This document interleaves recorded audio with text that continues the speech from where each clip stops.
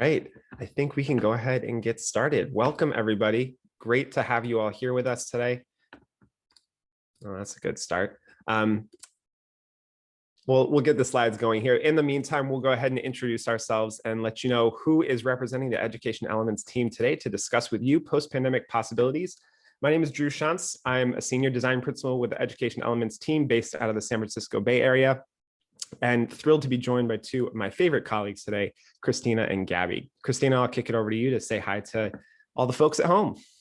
Hi, everyone. Thanks for having us this morning. My name is Christina Strunk, and I'm a senior design principal based out of the remote Virginia office, and really excited to talk about all of the lessons that we've learned throughout this whirlwind year. And over to you, Gabby.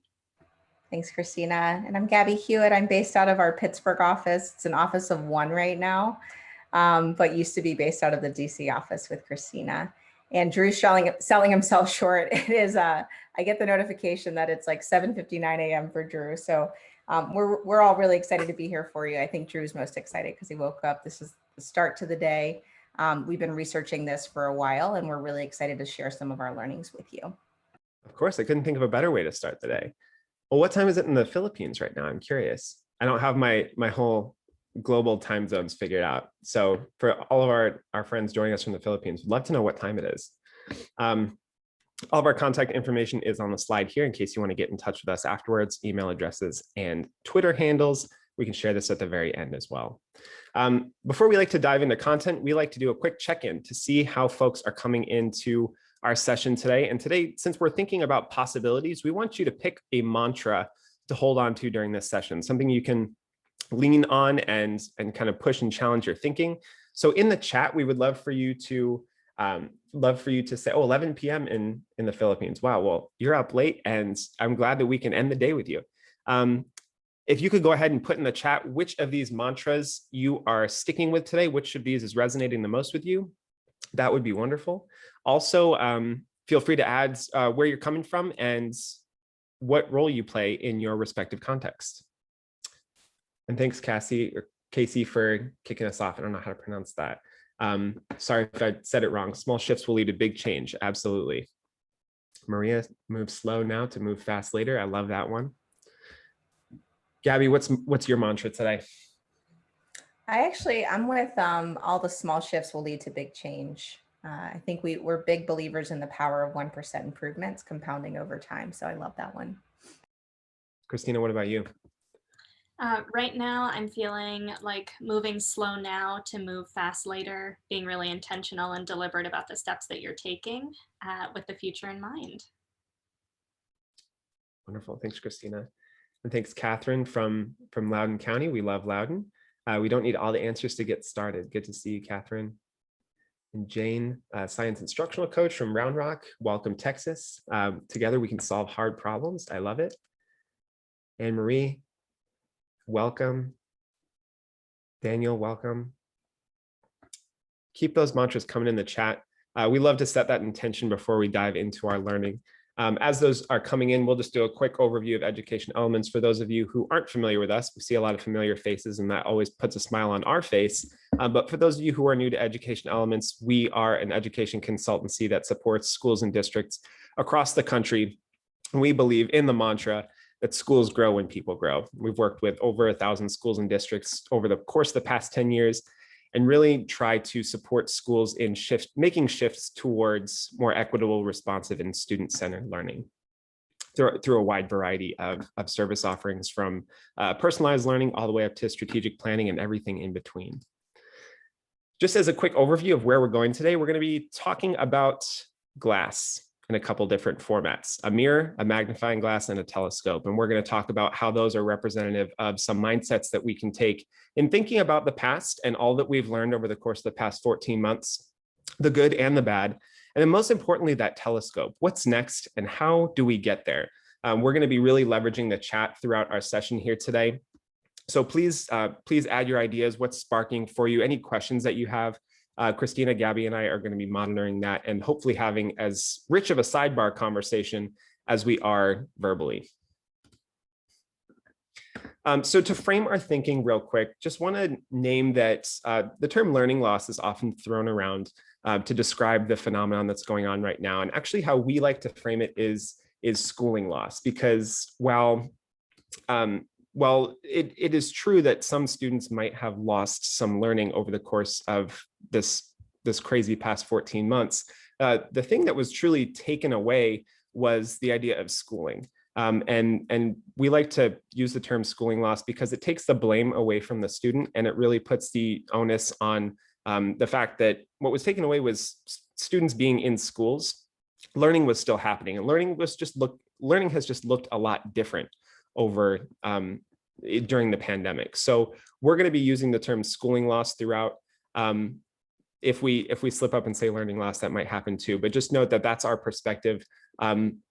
We might not truly know what the implications of schooling loss are for months and maybe years from now. But what we are going to try to do today is make some predictions and provide you with some frameworks and mindsets for thinking about how to take in new information and old information and apply that to transformational change moving forward. Then just a little bit more elaboration on the term schooling loss here. We know that educators are really facing systems level challenges. We're, like I said, trying to avoid blame in the terminology that we are using. We have not lost just learning. There have been a significant amount of other things that we've lost as well. And there's just been an unprecedented scale in terms of how much this is impacting students across the country. So today we're hopefully going to take a much more positive mindset and think about what is possible and how we can leverage the learnings that we have had over the course of the past year and really put them to work. And you're going to see these icons pop up a couple different times. When thinking about crafting an educational experience, we like to think of that in 5 different domains or 5 different elements: time, space, routines, relationships, and accountability. And there's some essential questions that you can see on your screen attached to each of those. So as we're thinking about how to move forward, how to pursue those post-pandemic possibilities, we want to really push our thinking in these 5 respective categories. So how can we be more creative with how time is spent? How space is occupied? How can we really double down and focus primarily on relationship building before we get to that academic piece? How can we reset expectations for learning?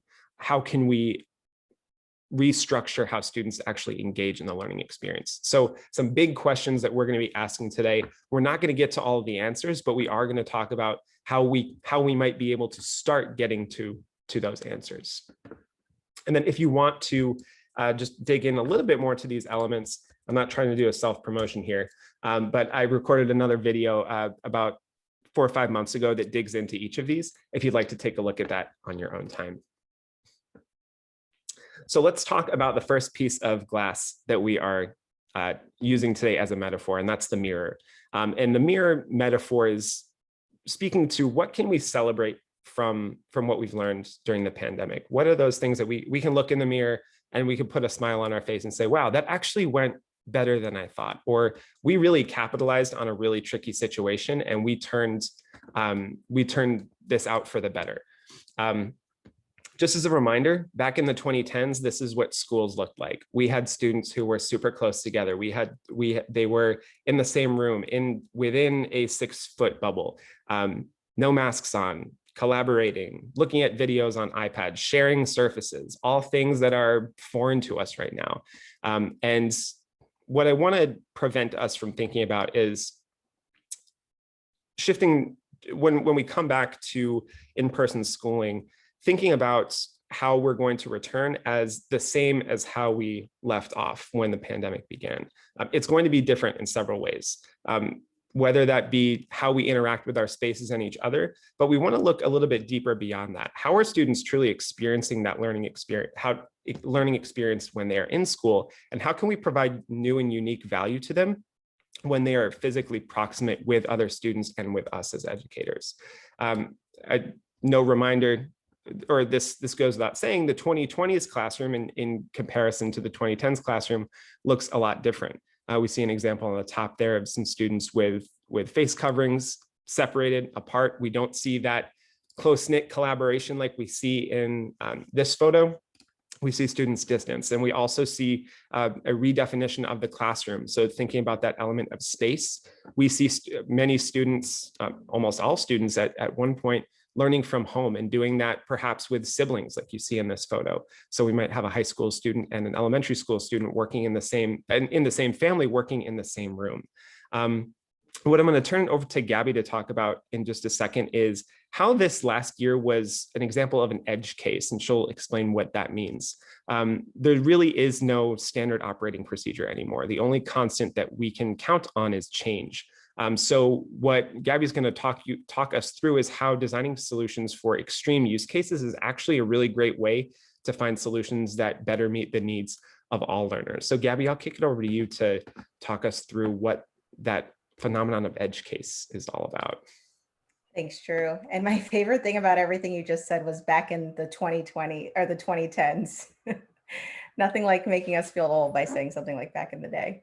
But what Drew said is right? Like this is, whenever we think about innovation, it's really bred from this idea of disruption. Something extreme happens, it disrupts the status quo.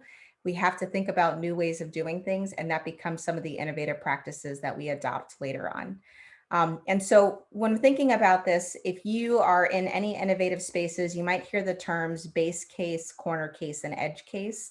I'm going to really focus on base case and edge case. And for teachers who are on this call, typically when we're designing a classroom and we have 30, 35 students in the class, sometimes out of necessity, we are designing lessons for our average student, and then we're sort of scaffolding up or down based on that. That's what we would call designing for a base case. We're saying there is a standard experience, there is an average experience, and we're designing a solution that meets the needs of most of the users that fit into that category. An edge case is exactly what it sounds like. We're designing for a user who's at the edge of that extreme. So if you think about the gifted and talented or quote unquote honor student in your classroom, you might be designing a lesson that is really built for them, or you might be designing a lesson that is a little bit more inclusive. That's what we would call an edge case. So I want to take us out of education for a second, and then I'll bring us back into education to sort of share why this might be helpful thinking as we move into the next school year. If we think about an edge case, some of my favorite examples are on the screen right here. A handicap bathroom stall is the one that I'll probably keep using as an analogy today. But it's the idea that it was designed for an extreme end of the spectrum. It was designed for an edge case. Not all users have that disability of needing to use a handicapped or needing to use a wheelchair, and they don't need the additional dimensions that are put forward by this. But it is applicable in other cases, right? So a handicapped bathroom stall is an edge case, but it's actually applicable to other base case users. So an able-bodied person who's traveling with a lot of luggage, for example, a parent who's traveling with young children. This stall might actually be something that creates a more inclusive space for them, even though it wasn't originally designed for them. So when we talk about edge cases that are designed for extreme situations, they have practical and applicable use in other less extreme situations as well.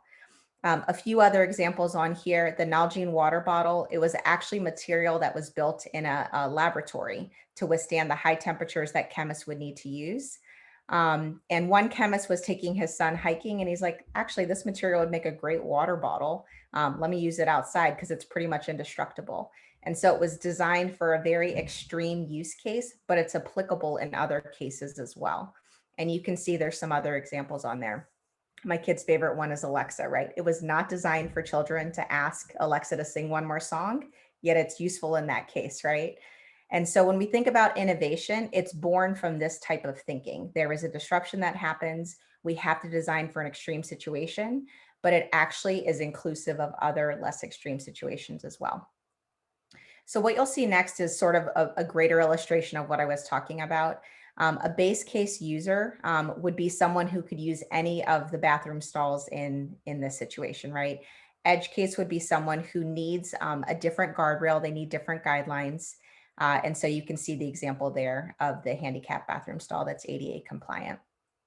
And so what I want you to do is I want you to actually think about your edge cases from this year. We'll show you some education-based examples, but there are extreme solutions that we designed to get us through this past school year that we actually, when we're thinking about this idea of a mirror, what can we celebrate? We would want to bring those into the more quote unquote traditional school years as well.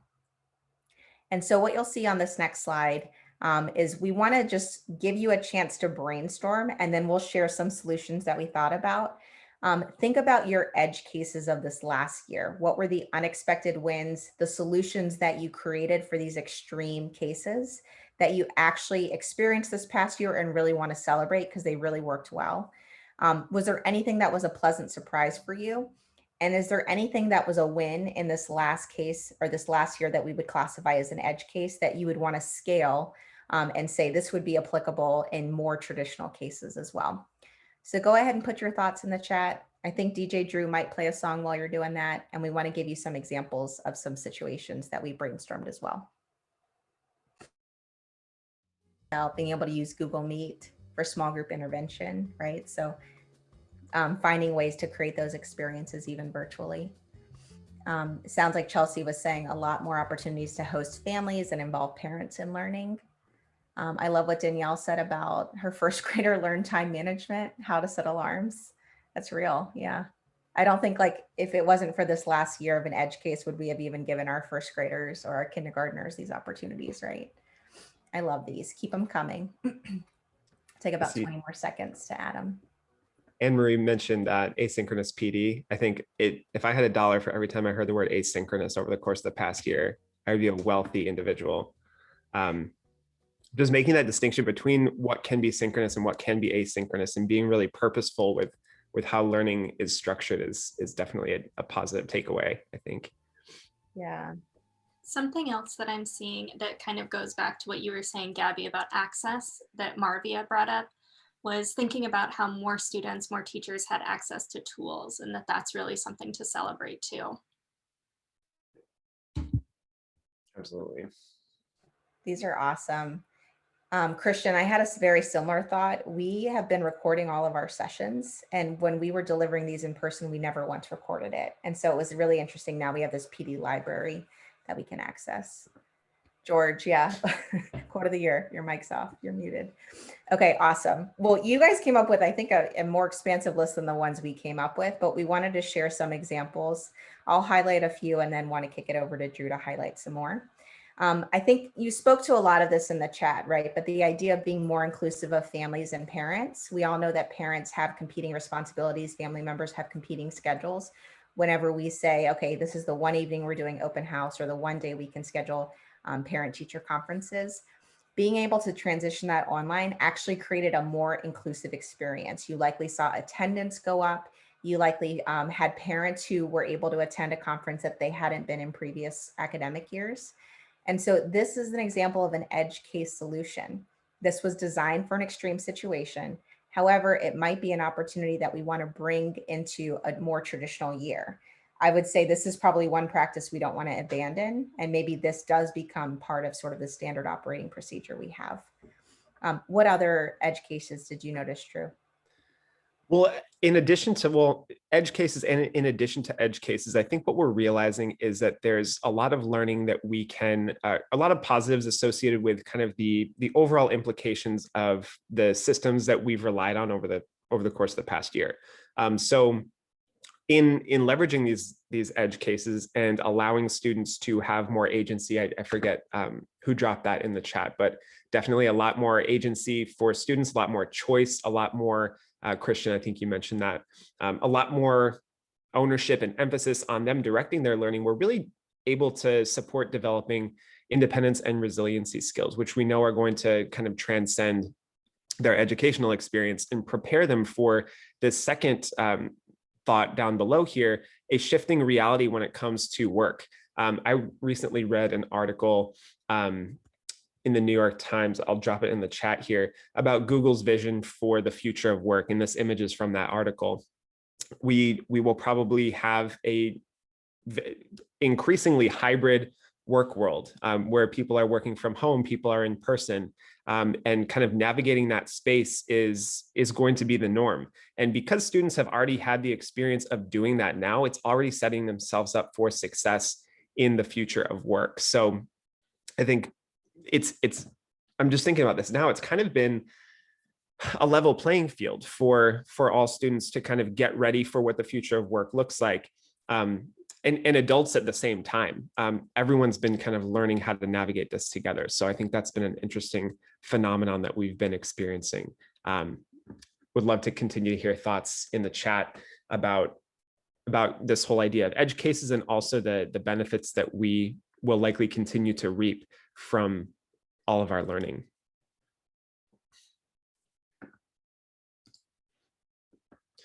Now, shifting gears slightly, we're going to, we started with the positives, the celebrations. We also need to be mindful of where did we fall short. This was not a perfect year by any stretch of the imagination. And there are a number of phenomenon, a number of shortcomings that have surfaced that we need to keep in mind as we plan for those post-pandemic possibilities. Some of this information is probably no news to you, but the quality of remote instruction over the course of the pandemic has really been very poor, especially for our students who are most at risk or in marginalized populations. You can see the span of no instruction for students who are students of color or low income students are vastly higher than those students who reported instances of no instruction who are white.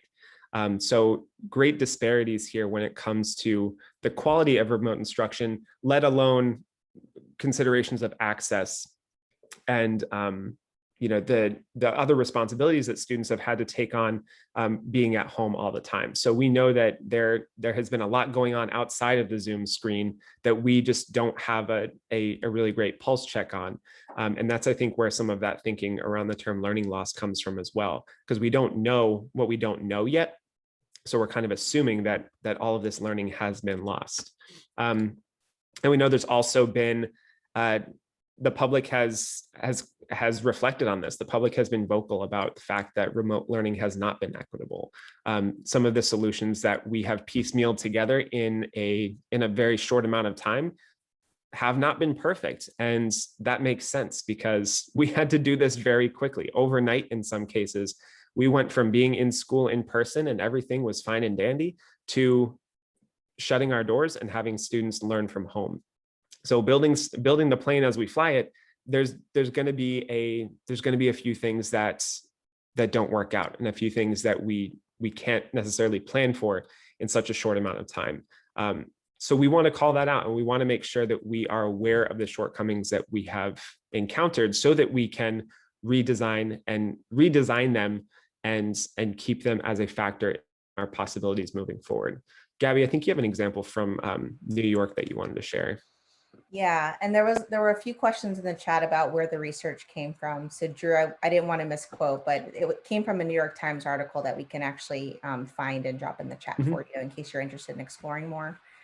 And I think I want to speak to something that I think Maria actually put in the chat. She mentioned this idea of like mental health and overall well-being. The reason why we sort of shifted away from using the term learning loss is because depending on who you ask, it means something very different, right? If you ask the people who hold NWA and math data, right, they will say learning loss has to do with what was lost in reading and math, right? It has to do with reading levels or math scores. If you ask students, learning loss is really this loss of community. It's the loss of being together in person. If you ask, this comes from a study in New York for parents of early childhood students. If you ask parents of younger kids, it's really around this idea of SEL, right? So parents are worried about their child's social, emotional, and cognitive development because they have not been around other children at a very, critical year when typically they're more exposed to being a part of a team. They're more exposed to being in a classroom for the first time. And so we're going to continue to name where we're hearing the term learning loss and how we're defining it. But I just want to sort of double click into what Drew said earlier about this is why we use the term schooling loss, because it's about much more than just learning. When we think about post-pandemic possibilities, that post-pandemic schooling experience has to include a focus on mental health and well-being, like Maria was putting in the chat. I appreciate that. What you'll see next is really just, this is research that we've been doing in the equity space. And a lot of districts that we are working with, either to write a strategic plan as they return to school, to help them with a return to school in the upcoming school year, or to just think about where they want to spend some of this federal funding that's coming in to really capitalize on this idea of a post-pandemic opportunity, is really grounded in this idea of creating more equitable experiences for students. We know that experiences were not equitable prior to the pandemic. We know that they were not equitable during the pandemic, and we know that that characteristic hasn't gone away. So what you'll see on the next slide is just research from two researchers in this equity space called Okun and Jones. It's Tima Okun and Kenneth Jones. And they actually talk about just sort of cultural norms that we have that do lean themselves to majority thinking, right? And one of those cultural norms is the idea of either or thinking. What Tima Okun and Kenneth Jones do not say is they don't say that you can never use either or thinking. There are extreme cases where that is applicable. But if that is our default, then that could actually cause some potential pitfalls and challenges for us.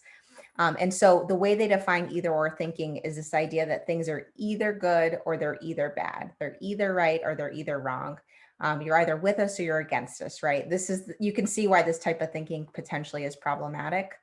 So we can't label this past school year as only a loss, because we have already recognized, when we talked about the mirror segment, we recognized a lot of things that we gained.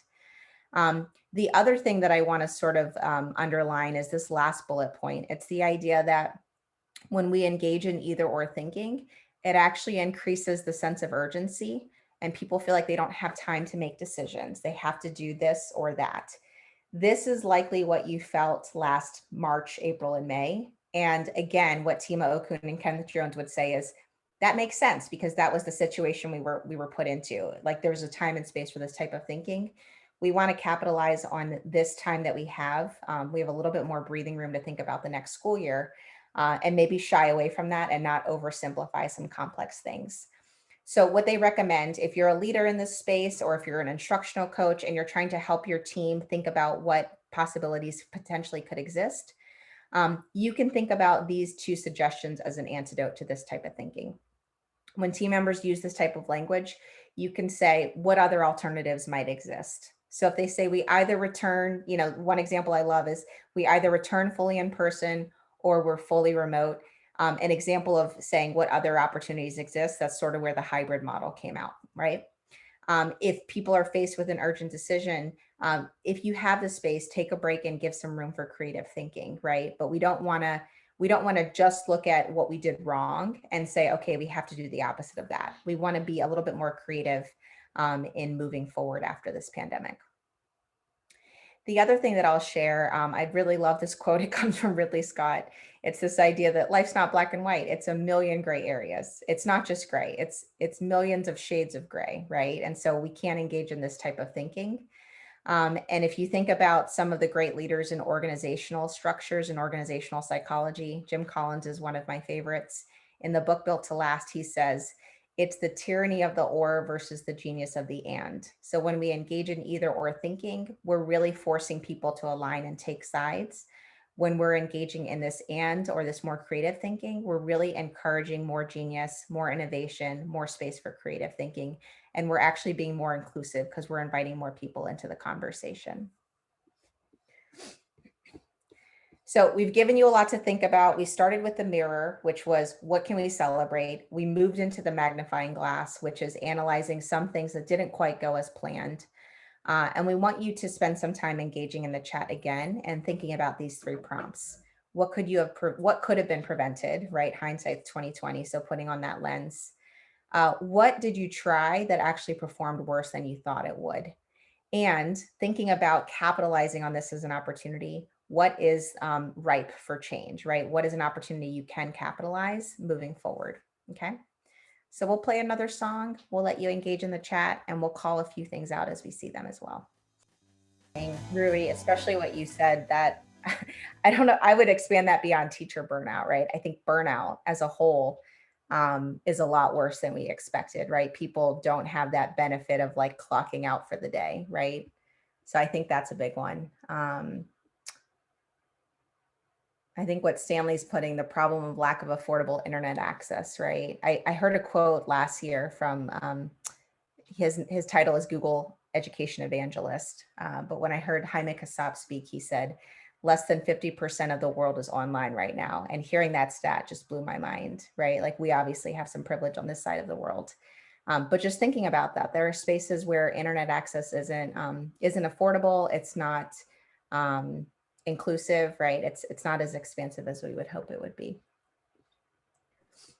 I'm also seeing a lot of different layers and stakeholders that we're thinking about. So there's the teacher perspective, some of the challenges that they faced.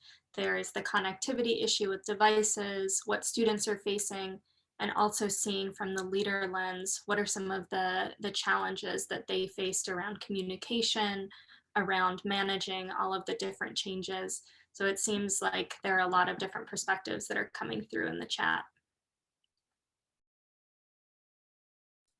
I really like these reflections so far. Gabby, are you seeing something else?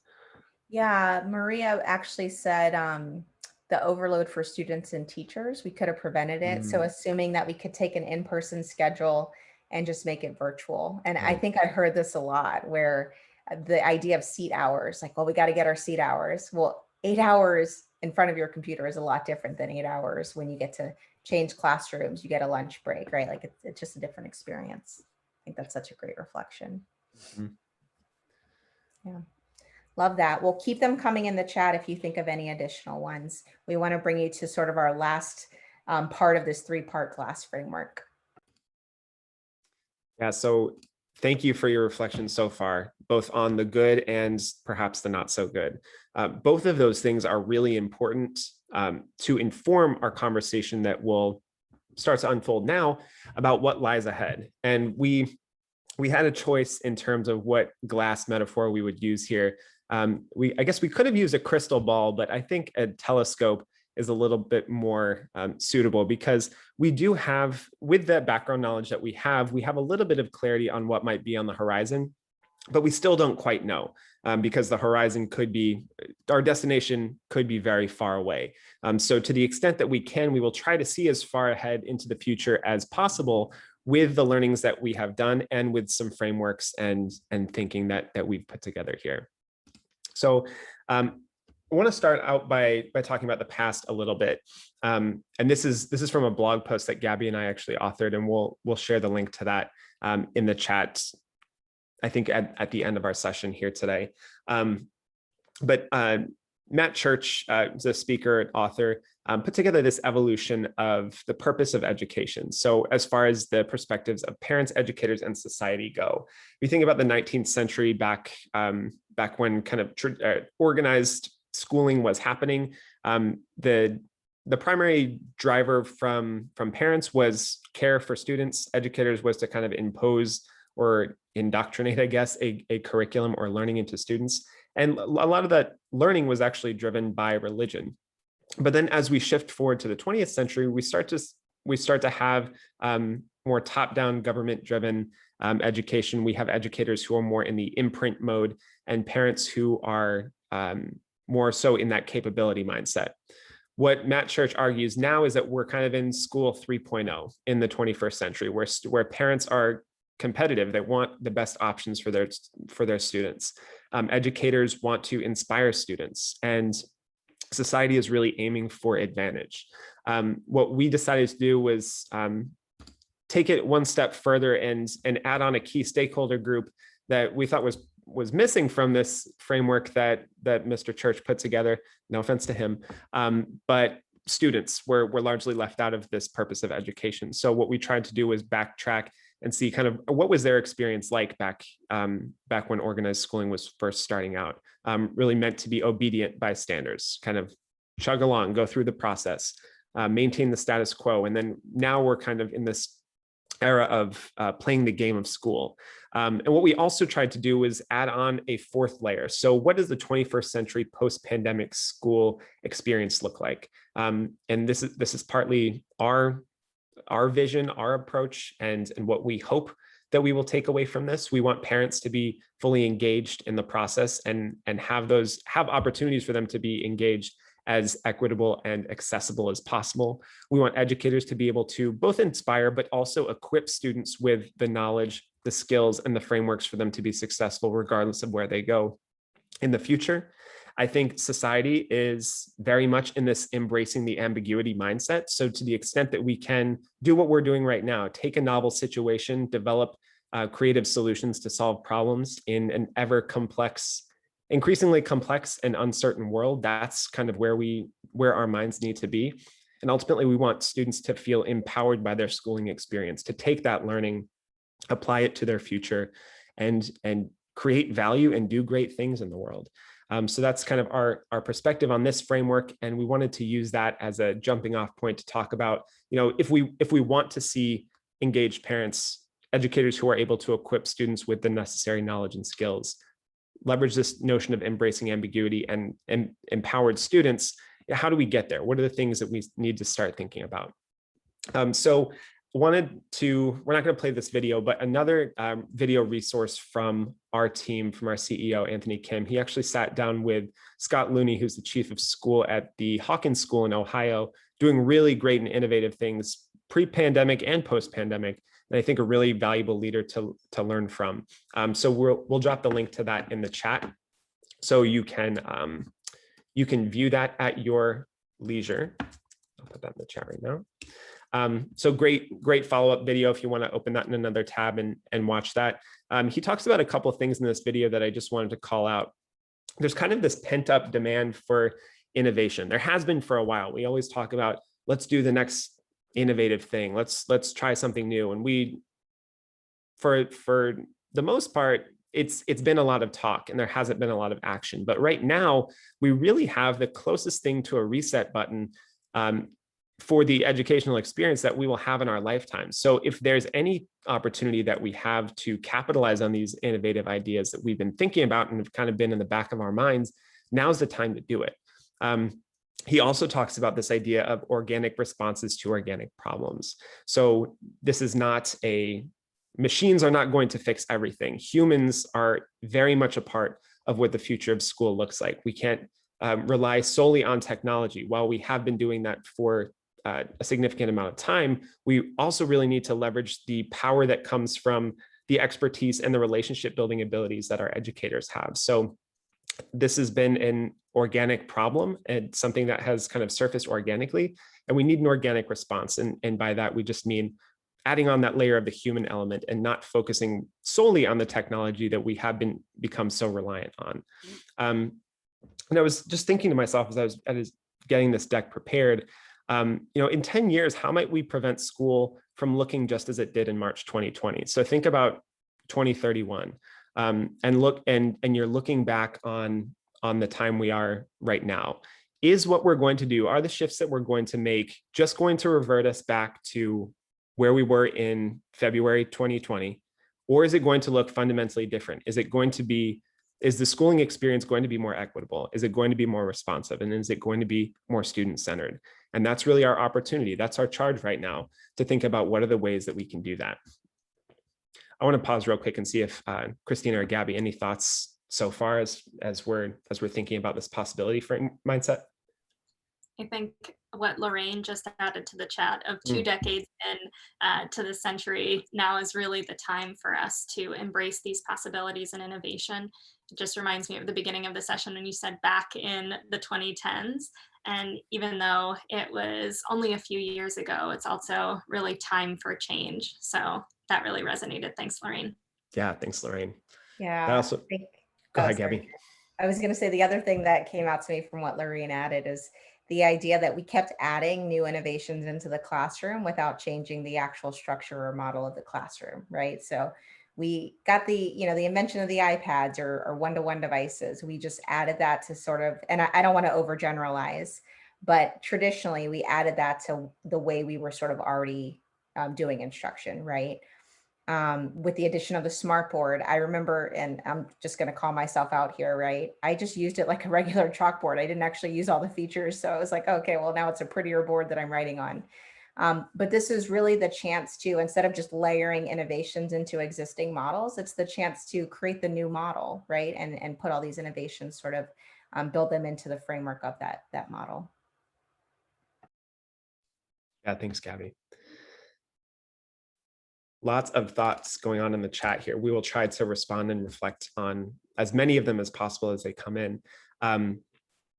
Wanted to just, and in order to perpetuate that conversation and add some fuel to this fire, want to think about those 5 elements that we introduced in the beginning and start to layer on. We shared some essential questions that are related to time, space, routines, relationships, and accountability. But let's add on this layer of one of my favorite types of questions, what if questions. So for time, what if there was no such thing as a quote unquote school day as we know it? And could learning happen anytime, anywhere? I'm not saying it could, I'm not saying it couldn't, but I'm posing this question of what if? What if the classroom had no walls and learning could happen anywhere? I think some pretty cool things could happen as a result of that. What if students could navigate through learning experiences on personalized paths and at their own pace? What if students were truly in the driver's seat of their learning and had the supports that they needed in order to navigate that learning journey? What if we prioritize strengthening relationships before filling these arbitrary learning gaps? What if we really focused in on those relationships first before we got to core academic content? And then what if we fundamentally rethought our expectations for student success? Is a straight A student a successful student? I don't know about you, but an A on a piece of paper doesn't tell me very much. So how can we think about student success in a new way that is more reflective of their unique talents, traits, and abilities as human beings versus cogs in this proverbial machine? Want to just pause and see if there's any reflections from folks in the chat or my fellow panelists, anything sparking for you as we think about these what if questions? Megan has a really powerful one, Drew, that's right up your alley with competency-based education.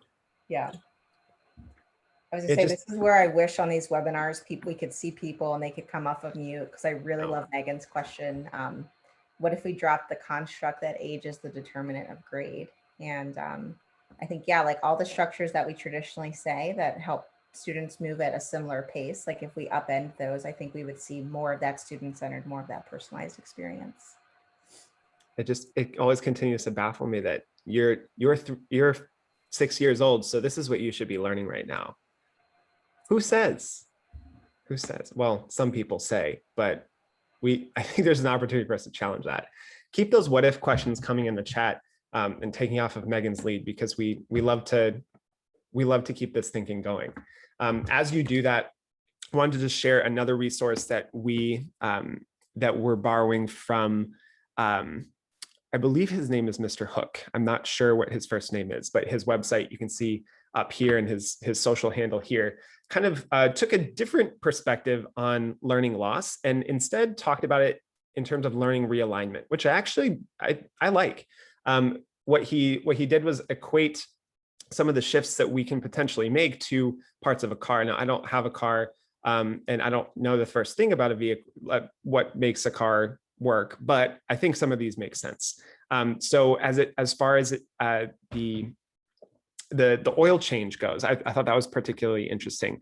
So how might we be able to reduce the curricular load and really distill learning down to that mission critical learning that we know students will need for success later on in the future, and absolutely a less focus on standardized tests in order to measure those. So how can we create meaningful and authentic assessment opportunities for students to show what they know? What's resonating for other folks with this graphic? Or if anyone can lend some insight into the inner workings of a motor vehicle, I'd also appreciate that. I'm seeing some connections to some ideas that have been shared in the chat as well. So more voice and choice, that idea of student agency that Christian, you brought up at the beginning of our session today. We talked a lot about this idea of recharging the energy levels of teachers and making sure that the shifts that we're making are more sustainable and we can prevent against that burnout from teachers and stakeholders across the education ecosystem. We talked about devices as well. So thinking about how to really up and rebalance or reinforce that infrastructure that supports digital learning happening.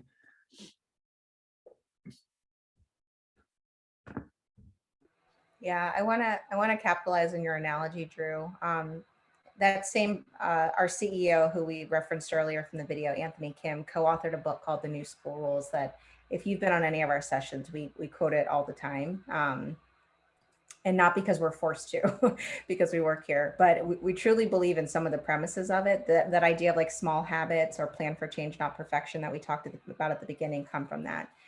An analogy that is used in the book is this idea that when you think about a single sensor that you get on your car, right? It might say like replace washer fluid, check engine. You can still, the car will still work, right? Like you can still drive the car and it will go where you need it to go. And you can ignore those small sensors. But after a while, they cannot be ignored anymore. And so I think the analogy is really this idea of we could continue to put out a product that looks like school, that creates a learning experience for students. And we could potentially ignore some sensors that we're noticing here. But after a while, we're going to notice that it's creating these wider and wider gaps because we are sort of putting them on the back burner. And so I really like this idea of thinking about not just like the big changes that need to happen, but some of the small changes as well. I think there's been some activity in the chat on this idea of strategic abandonment of past initiatives. That really resonated with me as well. So in the spirit of streamlining, really thinking about what is critical in the learning experience or the learning ecosystem at all, I think this is a valuable opportunity for us to take a step back and ask, why are we doing this? Is it just because we've always been doing it? Or is this because, are we doing this for a purpose? So I'm blanking on a good example right now, but the bell schedules, for example, why are we moving at, why is first period from 7:42 to 8:10? Why are students batched the way that they are in terms of their age? Why is the school day from 8 to 3? Just not great examples, but at the top of my head, I think just this permission that we can give ourselves to think about how can we get rid of things and not necessarily add on to things like Gabby was talking about, that adding on really adds to the messiness and complexity of what learning looks like. So I think there's also an opportunity for us to take some things away. So as we think about how schools are addressing this notion of schooling loss and just some strategies that are being leveraged or change agents that we're noticing, they fall kind of into 4 buckets. So when we see schools who are really rethinking the teacher's approach to facilitate learning experiences that are catered towards the unique needs of students and really target that instruction through data-informed supports, we see a real big shift towards personalized learning. So many districts have been on this journey pre-pandemic, but if the pandemic has certainly been a wake-up call for those districts who might have not been on board the personalized learning train, and now they're buying tickets and getting on board. So as a result of implementing personalized learning, our goal here is to really see the classroom environment where students are owning their learning, receiving targeted data-informed support. So a lot of ideas like were being shared in the chat here today. We're also seeing some needs from districts around rethinking how schools, classrooms, and districts themselves collect and utilize data. And in order to do that and take a more informed approach in terms of bolstering or solidifying their data culture, what we hope to see from that is a holistic approach to implementing purposeful data cycles that are driven by really clear theories of action. We're also seeing districts who are taking a step back on that strategic plan that they might have written several years ago, and this past year has kind of put the brakes on it or has accelerated the motion of that strategic plan. We're noticing, though, in general, the strategic planning process is more important than the strategic plan itself in many instances. So districts are thinking about how to make those plans much more responsive and informed by that data culture as well. Those two things kind of go hand in hand. And something that we like to say a lot. I think this is probably in the new school rules as well. I promise we're not required to say this, but planning for change versus planning for perfection is definitely the name of the game there. And then the last piece is, Christina alluded to this a little bit, kind of rethinking the relationship between time and learning and alleviating learning gaps, and also rethinking the batching of students in the way that we have done and the grade levels that we've established. Districts are asking some critical questions around why we do some of those things, and a competency-based education approach might be beneficial for them in order to achieve the outcome of allowing students to advance to new content based on mastery and leveraging time as the variable and learning as the constant versus the other way around. So just wanted to give you some examples of some trends we're seeing, those change agents that districts are leveraging, and the outcome that we hope to seek from leveraging those change agents. And now we want to turn it over to you as we have a couple more minutes left. We want to know what's circling around your mind based off of what we shared. What is possible? We've learned a lot. What insights do we have that we didn't have before? What boundaries can we push a little more, or just start to push? What ifs? Keep those what ifs coming. Have you been dying to tackle? And what are you waiting for? This could be the opportunity to do those things. Share in the chat what's circling around your mind. What's getting you excited right now about what we've shared, or what's sparking for you? Would love to hear some possibilities that you have in mind for the future of schooling.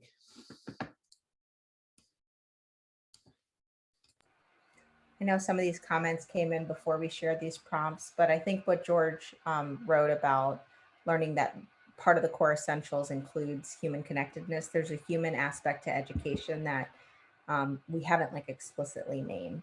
And so I think that could be a really nice insight to take with us. Yeah, I think that goes back to the video with Anthony and the chief of school at Hawken, where he says organic problems need organic solutions and human-centered solutions. The what ifs are coming. Love that, Chelsea. So allowing students to choose their learning topics and kind of grouping themselves in an organic and student-driven manner. I love that idea.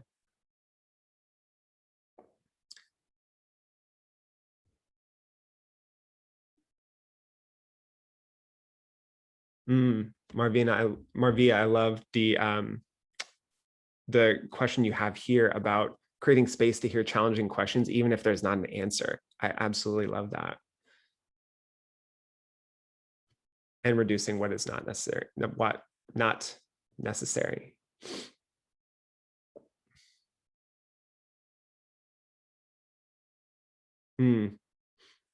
Megan, you're asking, what if there are more classes that allowed for exploration with parameters, but no right answers? Embracing ambiguity, like we talked about in that table that we shared a couple minutes ago. Yeah, I think the big theme I'm noticing in a lot of these is really this idea of students being co-owners in their learning. And it's not a new concept, right? We talked about this pre-pandemic, but like you said earlier, Joe, we have the reset button to actually make that a reality we can capitalize on. Mm-hmm. There's so many good ideas. I can't even keep up. I know, I want to save this chat. I know, I think we're going to. Yeah, I'm seeing a lot of the trends here. Definitely ownership, definitely flexibility, questioning what has always been in favor of thinking about what could be.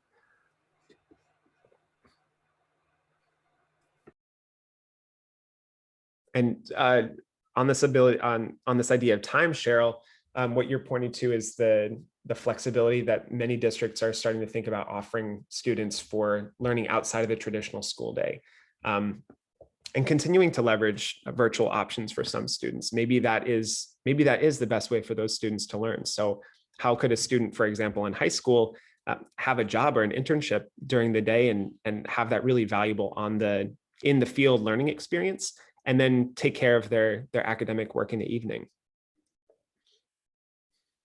Yeah, there was a district in Virginia near a lot of the Loudoun leaders that are here in Alexandria that did exactly that for their international academy, where in the pandemic, they had students working during the day and then attending classes at night. So they shifted their entire schedule based on what learners needed. Great example of a responsive approach to a surfacing need. I love it. Well, I hate to end this party. I hate to be that guy, but it's almost time to wrap up. I just absolutely love the thinking that's going on in the chat and really appreciate everyone's reflection. This has been really great and an energizing way for me to start my day. We do have a quick checkout question as we wrap up here. If you could finish the prompt, possibility in my district looks like ... and finish that with a word or phrase. What does possibility look like in your district? And as we wrap up, we'll share a couple resources with you all so that you can continue this learning and we can continue this conversation as well. We have a closing survey. We love closing surveys. I know that folks are going to be reflecting in the chat, so we'll put this in a couple different times. But if you want to click into that and just kind of let us know what you're thinking about, what's on your mind, and how you enjoyed engaging in the content today, we really appreciate that. I think, Gabby, you dropped that blog post in earlier, right? We'll drop it in again. If you want to read what Gabby and I wrote about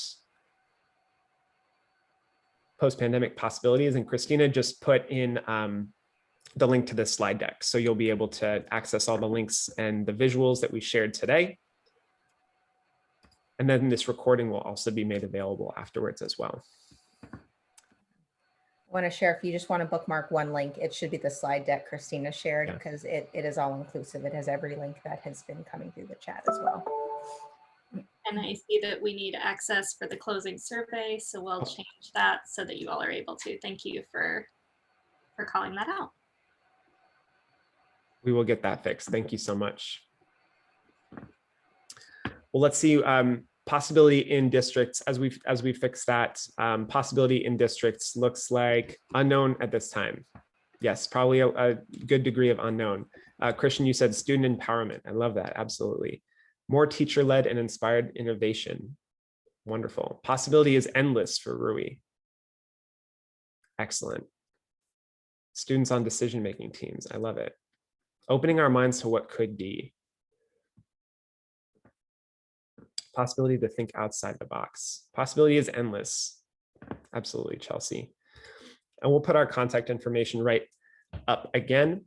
I'm going to go ahead and edit that survey real quick because I have it open.